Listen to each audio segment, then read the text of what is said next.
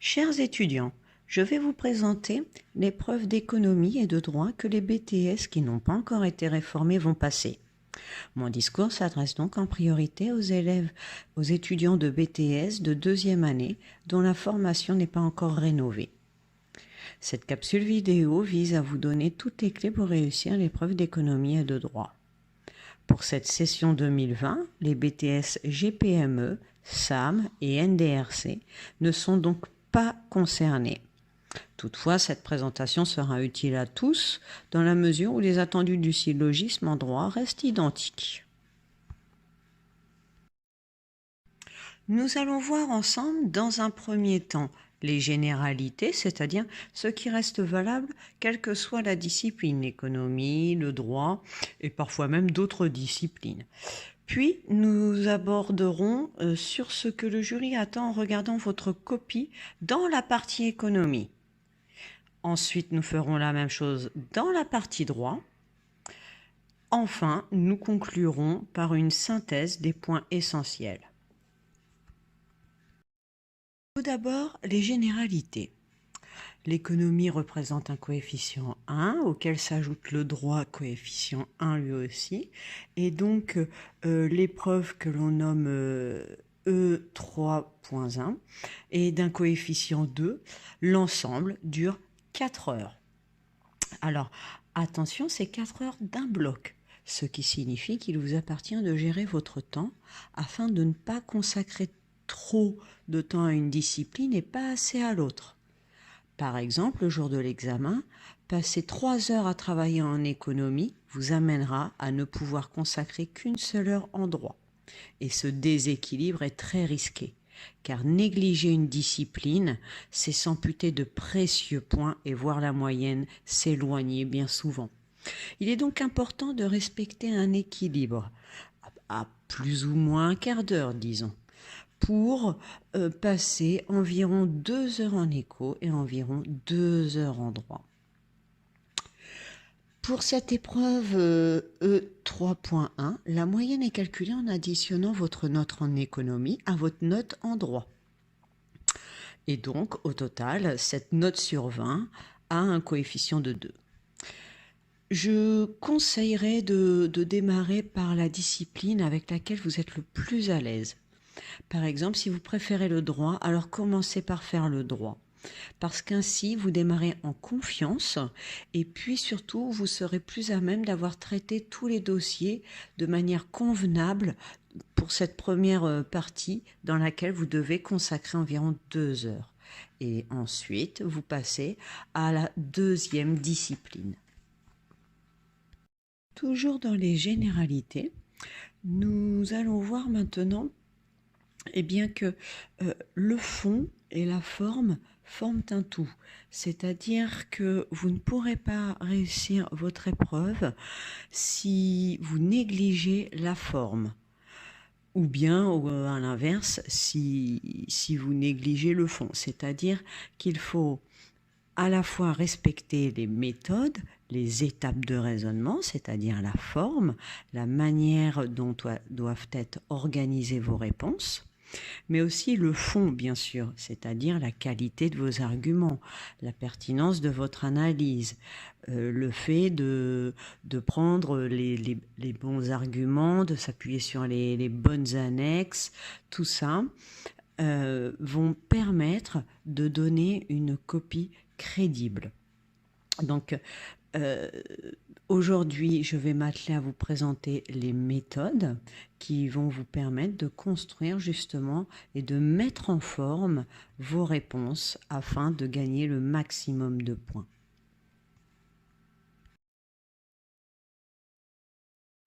Voici ce que le jury veut voir dans votre copie.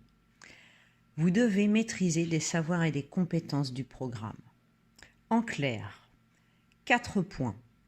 Vous devez savoir tout d'abord, premier point, identifier et mobiliser les mécanismes et les théories économiques qui s'appliquent à la situation analysée. Puis, en deuxième temps, vous devez synthétiser une documentation économique.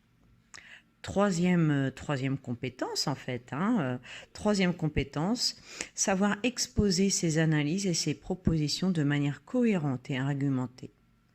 Enfin, dernière compétence, produire un écrit utilisant le vocabulaire approprié et en témoignant d'une réflexion construite par rapport aux questions posées. Bref, vous l'aurez compris, il est difficile d'avoir toutes ces compétences sans la maîtrise de la langue. Maîtriser le français est essentiel et c'est pour cela aussi que j'insistais précédemment sur la nécessité de lire régulièrement pour vous familiariser et avoir une production écrite de qualité. En économie, concrètement, ce que l'on attend de vous, ce sera toujours la rédaction d'une note. C'est pourquoi il est important de bien maîtriser cette méthode. Tout d'abord, vous pouvez, si vous le souhaitez, mettre un en-tête nominatif. Par exemple, note à l'attention de Madame Y, ou bien note destinée au chef de service Monsieur Z. C'est possible, c'est pas obligatoire. Ce qui est important, c'est que l'introduction doit dans un premier temps présenter ce que l'on appelle le sujet traité, on le verra après. Puis, votre introduction doit se terminer avec une annonce du plan. Dans un deuxième temps, vous passez au développement. Une définition avec des définitions, une analyse et bien sûr, comme on l'a vu, ça doit être un développement cohérent et neutre. Vous ne prenez pas parti, on ne vous demande pas votre avis à vous, ce que vous en pensez. Il s'agit de s'appuyer de manière objective sur vos connaissances, le cours et les annexes. Voyons très précisément comment ça va se dérouler. Je pars d'un exemple de sujet d'examen, une annale qui est tombée là en l'occurrence en 2016. Et on va voir ensemble comment c'est construit. C'est-à-dire que tous les sujets d'examen en éco-droit sont construits de la même manière. Tout d'abord, on a dit que il est important de commencer par une introduction qui, dans un premier temps, définit le sujet à traiter. Ici, si vous regardez bien la structure, c'est pas très grave si pour le moment vous voyez pas. De toute façon, ces sujets d'examen, vous les trouvez facilement sur Internet en tapant Annales, BTS, éco-droit ou bien sujet d'examen, etc. Vous les retrouverez. Je vais surtout m'attacher à vous montrer la structure d'un sujet. Si vous regardez bien en haut, il y a un titre. Ça, c'est important. C'est le sujet que vous allez traiter. Et si vous regardez en bas, dans l'encadré, on voit 3 points. Petit 1, petit 2, petit 3. C'est cela qui va bâtir la structure de votre note. Je fais maintenant un zoom sur ce sujet. On voit très bien le titre, la finance solidaire. Donc, dans votre introduction, vous allez dire que vous allez traiter de ce sujet. Et puis, ce qu'il est important aussi, c'est de définir ces termes. Par exemple, ici, il faudra définir ce qu'est la finance solidaire. L'introduction, deuxième partie, si je puis dire, c'est-à-dire l'annonce du plan. Donc, l'annonce du plan, on voit très clairement sur le sujet qu'il y a 3 points. Donc, ça veut dire que votre plan sera bâti en 3 temps. Vous pouvez faire une petite phrase en disant « Dans un premier temps, je commenterai et je montrerai les placements d'épargne solidaire. Dans un deuxième temps, je présenterai les 2 modalités de financement et j'expliquerai en quoi la finance solidaire relève à la fois de la finance directe et du financement intermédiaire. Dans un dernier temps, je mettrai en évidence les raisons qui motivent les pouvoirs publics envers le financement solidaire et je justifierai les moyens mis en œuvre pour cela. Donc, on voit bien qu'il faut directement s'inspirer de la consigne pour construire le plan. Votre plan, il doit être en 3 temps. Grand 1, grand 2, grand 3. S'il n'y avait eu que 2 points dans le sujet, vous n'auriez fait que grand 1 et grand 2. Voilà pour l'annonce du plan. Enfin, le développement. Eh bien, le développement, vous l'aurez compris, ça va reprendre ce que vous avez annoncé en introduction. Maintenant, en regardant bien la consigne, on a vu qu'il y avait des verbes, plusieurs verbes d'action. Donc, il est tout à fait possible de faire un grand 1, petit a, petit b. Grand 2, petit a, petit b. Grand 3, petit a, petit b. C'est possible. Mais si vous faites ça, il faut veiller à ce que vos 3 parties soient équilibrées. Malheureusement, parfois, on voit des grands 1 qui n'en finissent pas parce que on en dit trop et du coup, on ne sait plus quoi mettre dans le grand 2 et encore moins dans le grand 3. Donc, c'est pour ça l'utilisation du brouillon va cadrer votre production à l'écrit. Point important quand même à souligner, dans la note en économie, il n'y a pas besoin de rédiger de problématiques, ce n'est pas attendu. De même, la conclusion n'est pas obligatoire. Donc, à la limite, si on vous demande votre avis ou on vous demande de formuler un conseil, très bien, vous pouvez faire une petite conclusion à la fin, mais ne passez pas trop de temps sur cette conclusion. 1 phrase, 2 phrases, et c'est déjà bien. Voilà. Donc, vous l'aurez compris, la problématique, la conclusion, ce n'est pas indispensable. Voilà. Concentrez-vous surtout sur l'introduction. Ça, c'est essentiel. Et ensuite, le développement. Passons maintenant au droit. Le droit, comme l'économie, constitue un ensemble lié. C'est-à-dire qu'on vous met dans un contexte et l'ensemble des questions qui se rapportent à la discipline constituent un tout. Donc là, il s'agit d'une mise en situation où le candidat va plonger dans une organisation et mobiliser ses compétences au fil des dossiers à traiter. Alors, généralement, en droit, il y a 3 dossiers à traiter. Et bien souvent, ces 3 dossiers c'est ainsi répartis, on va le voir tout à l'heure, entre le cas pratique et la note juridique. Petit point sur le référentiel qui précise les compétences à évaluer. Le jury va s'attacher à regarder si vous savez analyser des documents juridiques et qualifier une situation juridique contextualisée. Dans un deuxième temps, il contrôlera aussi si vous savez déterminer les éléments du droit positif qui s'appliquent à cette situation et les mobiliser dans le cadre d'un raisonnement ou d'une argumentation juridique.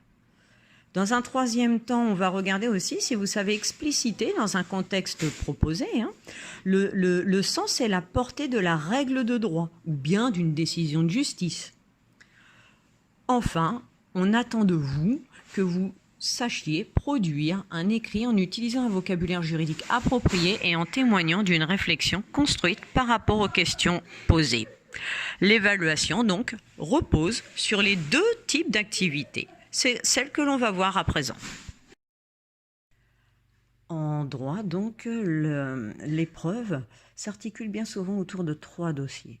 3 dossiers au cours desquels il faudra alternativement mobiliser l'une des 2 méthodes. Les 2 méthodes que sont la méthode du cas pratique, que beaucoup d'entre vous connaissent déjà pour l'avoir étudié en antébac, et la méthode de la note juridique. Généralement, on trouve une note et 2 cas pratiques. Alors, ce que j'entends par cas pratique, c'est une analyse de situation. Comment savoir si on doit faire la méthode du cas pratique ou bien la méthode de la note juridique? Eh bien, c'est très simple.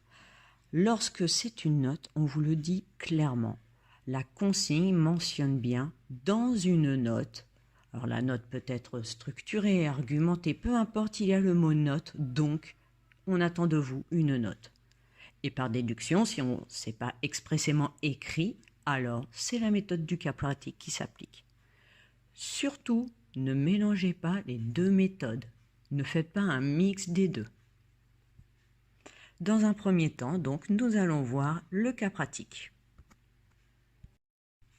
Le cas pratique, donc, appelé aussi analyse de situation. Analyse de situation parce que effectivement, on va vous plonger dans l'organisation et plus précisément un problème, une question, une difficulté, une interrogation auquel doit faire face l'entreprise.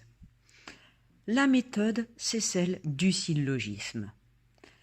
Le syllogisme, eh bien, il s'agit de démontrer que l'on est capable de construire un raisonnement juridique cohérent.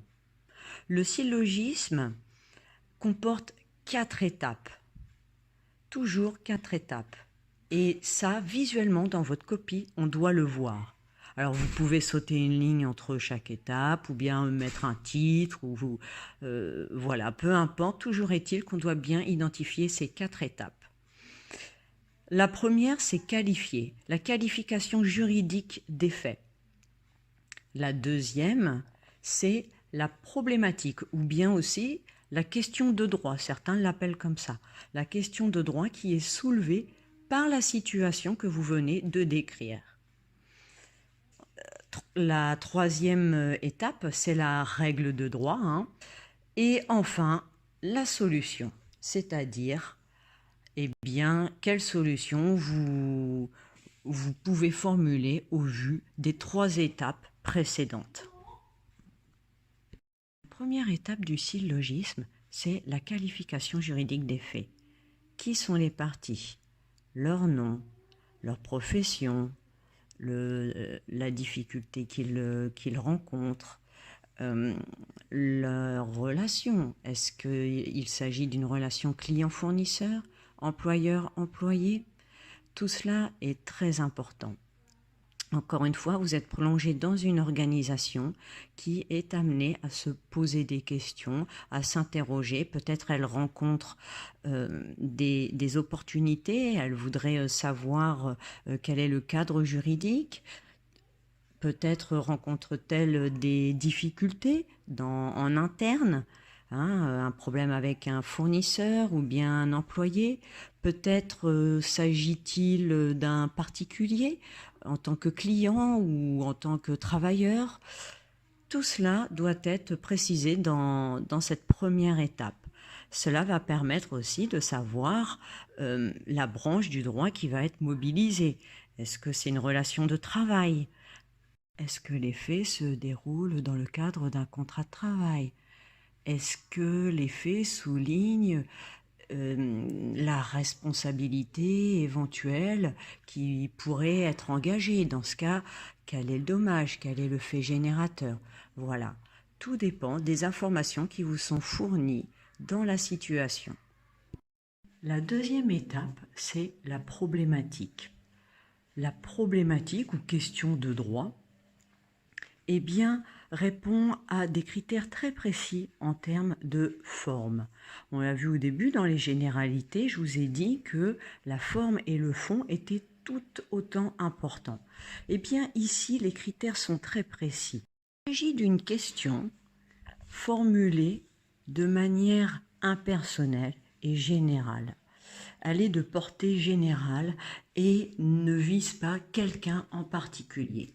Donc, dans cette étape de la problématique de droit, généralement ça tient en 1 ou 2 lignes, c'est une question qui ne va pas nommer les personnes, mais par exemple parler d'un salarié ou bien d'un client, d'un fournisseur, des droits ou des conditions à réunir par rapport à un contrat de vente, à un contrat de travail, à un contrat de livraison, ou bien une question de propriété intellectuelle, de droit d'auteur.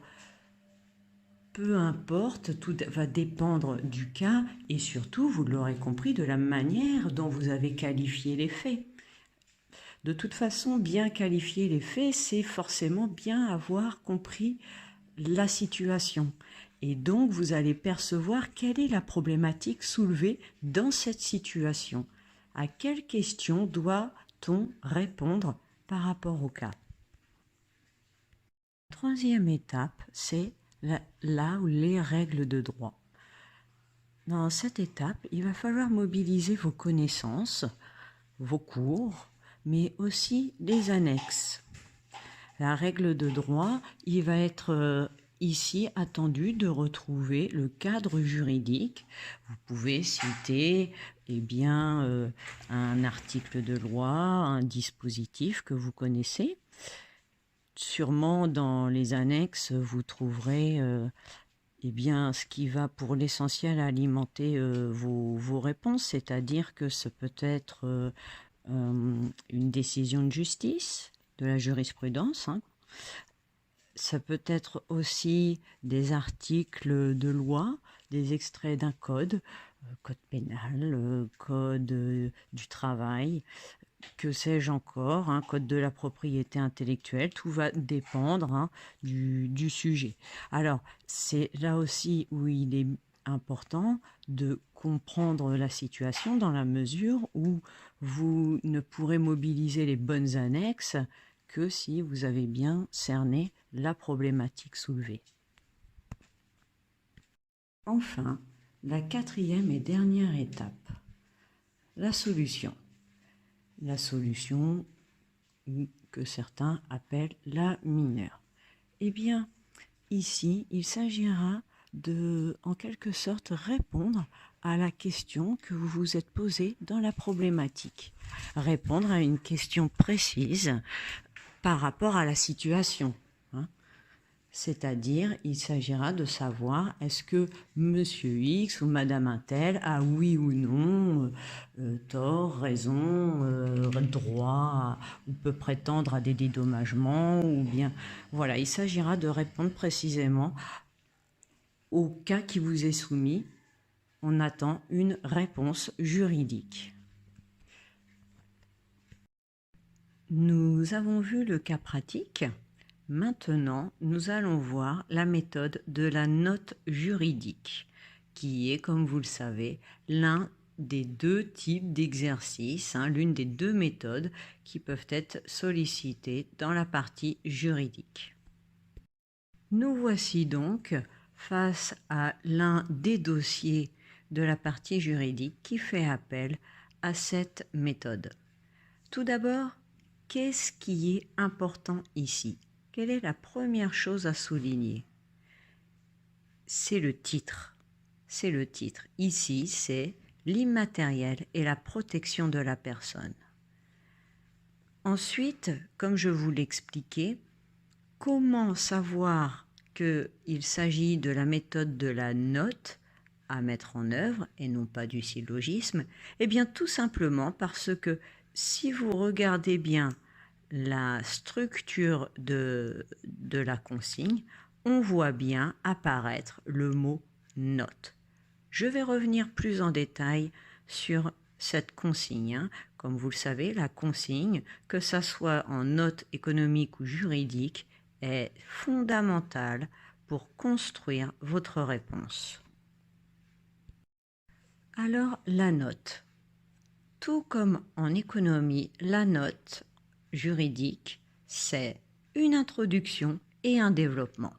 Nous allons donc faire un zoom dans un premier temps sur l'introduction. L'introduction, dans un premier temps, doit reprendre le sujet. Nous l'avons vu ici, je vous l'ai entouré, et bien souvent, c'est en haut, tout en haut, vous voyez le nom, le titre, et c'est ça qui va éclairer. Éclairer pourquoi? Bien parce qu'on attend de vous que vous définissiez les termes. D'accord? Donc là, par exemple, il va falloir définir ce qu'est l'immatériel, en quoi protéger la personne est important par rapport à ce domaine immatériel. Et enfin, pareil, vous annoncez le plan. Donc l'introduction, vous n'avez pas tellement à produire et à produire et à produire de l'écrit, ça doit être quelque chose d'assez court, mais efficace. On attend l'annonce du sujet, des termes définis, les mots-clés, et enfin l'annonce du plan qui va bâtir la structure de votre développement. Le plan. Donc le plan, c'est ce que vous allez véritablement construire sur votre feuille de brouillon. Comment allons-nous le construire?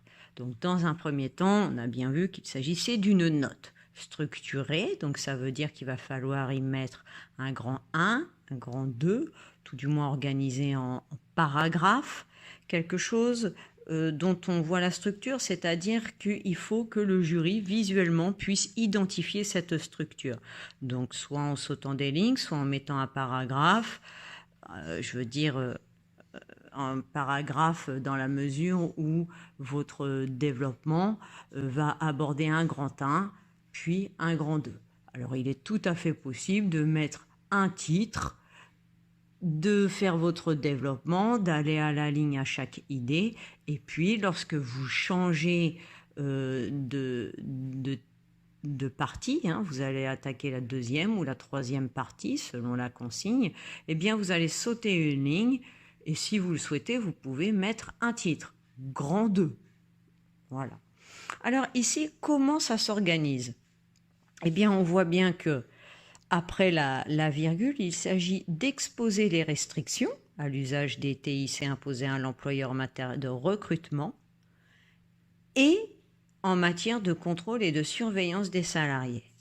Donc là, il faut bien prendre son temps pour découper cette phrase et savoir qu'est-ce qui va fonder le grand 1, le grand 2? Quelle est votre première partie, votre deuxième partie, éventuellement votre troisième partie? Alors pour cela, les mots de liaison, les mots d'articulation, alors ici c'est « et », mais ça pourrait être « de plus », tout en vous attachant à, ou bien dans un deuxième temps. Bref, tout ce qui montre qu'il y a deux idées centrales. Les deux idées centrales, eh bien, on le voit. La première partie concerne les restrictions à l'usage des TIC pour l'employeur, grand 1 en matière de recrutement, grand 2 en matière de contrôle et de surveillance des salariés. C'est un moyen simple et efficace de construire un plan qui répond aux attentes. Donc voilà, votre développement doit être en phase avec le sujet, bien sûr, et surtout, chaque point de la consigne doit être traité.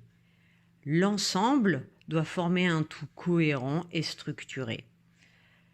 C'est-à-dire que vos parties vont vraiment répondre aux attentes du jury, à ce que l'on doit évaluer. Après, pour chaque partie, à l'intérieur, il vous appartient de trouver des arguments, des idées.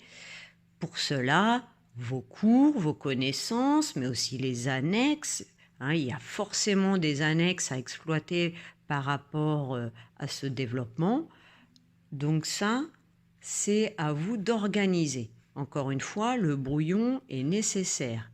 Attention, le brouillon, il ne s'agit pas de recopier mot à mot, il s'agit juste de pointer les idées, de les reporter pour pouvoir mieux les organiser lorsque vous passez à la phase rédaction sur la copie. Voilà. Un point important aussi, que ça soit la note ou bien le syllogisme, et même en économie d'ailleurs, il est important de rester neutre. C'est-à-dire que, sauf si on vous le demande, il est toujours de bon ton de rester neutre, de ne pas prendre parti. En droit, on ne vous demande pas d'endosser le rôle du juge ou bien de l'avocat. Il s'agit juste d'analyser de manière objective, de manière impartiale, une situation et d'y répondre, ou bien de présenter quels sont les tenants et les aboutissants que pourrait faire un choix, que pourrait entraîner un choix stratégique de la part de l'organisation. Voilà, donc pas de point de vue personnel. Il ne s'agit pas de juger de la pertinence d'un texte de loi, d'accord ? Là encore aussi, comme en économie, la conclusion n'est pas nécessaire. Donc, bien sûr, si on vous demande un avis, un point de vue, très bien, vous pouvez conclure là-dessus. Hein, une phrase, 2 phrases maximum, hein, mais voilà. Il ne s'agit pas non plus d'une partie, la conclusion n'est pas une partie qui est attendue. On attend une introduction construite, on attend un développement structuré, et ça déjà, si vous réussissez à faire ça dans les 2 heures, c'est parfait. Maintenant, faisons la synthèse de tout ce que l'on a vu. Tout d'abord, tout part du sujet. Le sujet, c'est bien sûr le titre, les consignes, les annexes, tout ce qui sera de nature à cadrer votre réflexion. Il s'agit bien sûr de comprendre le contexte et donc pour cela de savoir mobiliser les annexes qui correspondent. Pour cela, vous devez tout d'abord, au préalable, passer par une phase d'analyse des consignes telles que l'on a fait, c'est-à-dire découper les phrases, repérer les verbes d'action, repérer les petits mots qui vont lier tout ce qui sera bien, dans les attendus. À partir de là, vous pouvez prendre votre brouillon et poser les idées. Ces idées peuvent provenir de vos connaissances, c'est-à-dire le cours, c'est-à-dire tout ce que vous avez su mobiliser auparavant, mais aussi ce qui est à votre disposition le jour de l'épreuve, c'est-à-dire les arguments que vous pouvez reprendre dans des annexes. À partir de là, vous organisez vos parties, que ce soit la méthode du syllogisme en droit ou bien la méthode de la note en droit et en éco. Dans tous les cas, il faudra tout d'abord poser vos idées, les structurer dans un brouillon. C'est une étape indispensable. Encore une fois, je répète, un brouillon, ce sont des notes personnelles. C'est pas nécessaire d'écrire des phrases complètes, des mots-clés suffisent. Enfin, dernière étape, votre copie, la rédaction sur la copie. Vous l'aurez compris, il est nécessaire que cette structure, on puisse la retrouver dans votre copie. Donc, vous allez l'aérer de telle sorte aussi à ce qu'on retrouve soit les 4 étapes en syllogisme, soit les parties, le nombre de parties selon la consigne qui aura été donnée. Tout cela, on doit le retrouver dans votre copie. Enfin, gardez 15 minutes minimum pour se relire. 10-15 minutes, c'est parfait. C'est parfait pour pouvoir se relire, repérer les petites fautes, bien sûr. Peut-être que vous ne repérez pas tout, mais au moins les fautes qui sautent aux yeux. Les accords, les conjugaisons, les pluriels, voilà. Si vous appliquez tout cela, déjà, vous pouvez vous assurer d'un minimum de points le jour de l'épreuve. Et voilà, maintenant, vous connaissez absolument toute la méthode, toutes les astuces aussi qui vont vous permettre de gagner des points, hein. La forme, le fond, tout ça, vous l'avez compris, est essentiel. Respecter l'équilibre dans les disciplines en termes de gestion du temps, 2 heures pour l'éco, 2 heures pour le droit. Et puis surtout, travaillez, entraînez-vous. Les annales sont disponibles sur Internet. Vous pourrez facilement les retrouver et les corrigés sont disponibles aussi. Donc téléchargez les sujets, faites-les, entraînez-vous, vous vous chronométrez et après vous regardez ce que vous avez produit par rapport aux corrigés. Alors, je vous rassure, les corrigés sont toujours très ambitieux, c'est-à-dire que c'est un modèle parmi d'autres, hein. On n'attend pas de retrouver exactement dans la copie d'un étudiant ce qui est dans le corrigé que vous retrouverez sur Internet. Mais voilà, maintenant, la balle est dans votre camp. Bon travail, bon courage!